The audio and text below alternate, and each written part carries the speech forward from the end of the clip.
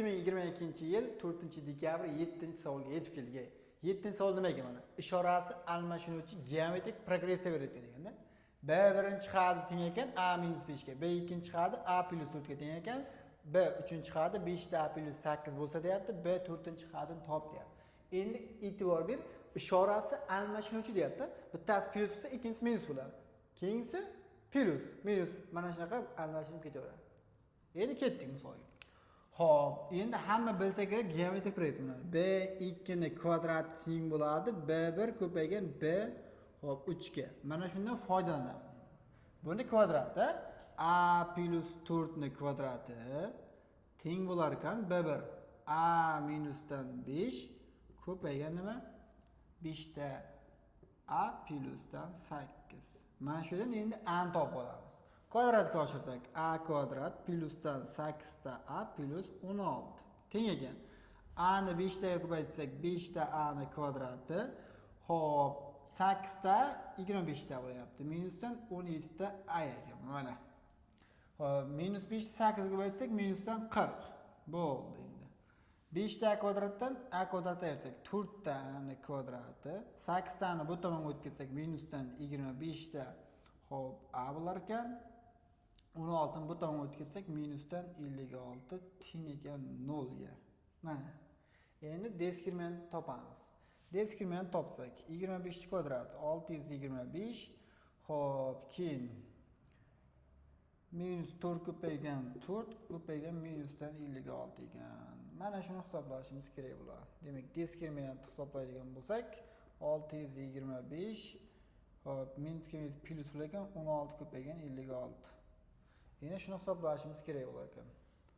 Xo'p, hisoblaydigan bo'lsak, bir chetga hisoblab olaylik. 56 ni ko'paytiramiz 16 ga. 6 ga 36. Xo'p, 6si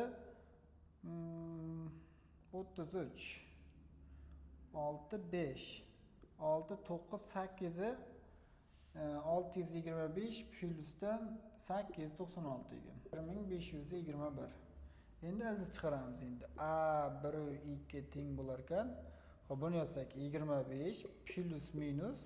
Uni hisoblaydigan bo'lsak, agar bizaga 40 bo'lganda 1600 bo'lardi. Demak, 39. 39 taqsim xo'p, keyin 8 bo'lyapti mana. Bundan kelib chiqadiki, A birinchi xat topadigan bo'lsak, ikkalasini qo'shamiz. Qo'shsak 14 64 taqsim 8, demak 8 ga teng bo'lar ekan bitta ildizi. A2 ni topadigan bo'lsak, u holda ayiramiz. Ayirsak necha bo'ladi endi? Xo'p, minusdan 14 taqsim 8 bo'lar ekan. Buni yana qisqartirib qo'ysak, minusdan 7 taqsim 4 bo'lgan ekan amiz. Bo'ldi. Endi ishoralari almashinuvchi bo'lyapti. Qara, 8 ni olib qo'ysam 3 bo'ladi. Qo'ysam 12. 48 bo'lar ekan. Demak, nima bo'ladi? Ishorasi almashinuvchi bo'lmay qolyapti 8. Amiz 8 bilan oldi. Demak, bu nima bo'lar ekan? Buni bo'sh to'plam deb olib ketamiz. Bo'ldi, ketdi, bu kerak emas. Endi A ikkinchi qiymatini bo'lyapti, minus 7 taqsim 4 ta qiymatini qo'yar ekanmiz tepaga. Demak, qo'ysak, B birinchi xatga qo'yadigan bo'lsak, minus 7 taqsim 4 olib qo'yamiz. Minus 7 taqsim 4 minusdan 5. Buni hisoblaydigan bo'lsak, minus 27 taqsim 4 ga teng bo'ladi. Bu ketdi endi. Keyingisi B ikkinchi xatni hisoblaydigan bo'lsak, 4 plyusdan A bo'lyapti. Ya'ni 4 minus buni qo'ysak 7 taqsim 4 lar 16 bo'lsam, hop 9 taqsim 4 bo'lgan ekan. Bo'ldi. Endi e'tibor beramiz mana. Endi biz qo'n topadigan bo'lsak, B2 ni bo'lamiz B1 ga. Bu teng bo'ladi. B2 imiz 9 taqsim 4 bo'lyapti. Xo'p, ko'paytir mana shuni bo'lar ekanmiz. Ko'paytirib qo'yamiz. Bu tepaga chiqib ketadi 4, pastga minus 27. Demak, 4 lari qisqarib ketadi. 9 bilan 27 ni qisqartsak 3 qoladi. Demak, minusdan 1 taqsim 3 bo'lgan ekan qo'miz. Endi bizdan nima so'rayapti? B4 so'rayapti. B4-chi xadi nimaga teng bo'ladi? B1 ko'paygan qo'ni 3-siga teng. Buni hisoblaydigan bo'lsak, B1 imiz nimaga teng?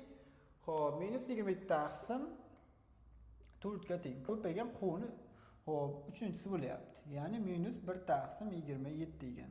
Demak, mana bular qisqarib ketib, mana minusga minus plyus ketib, javobimiz 1 taqsim 4 ga tenglik kelib chiqar ekan. Demak, 1 taqsim 4 degan javob to'g'ri hisoblanadi.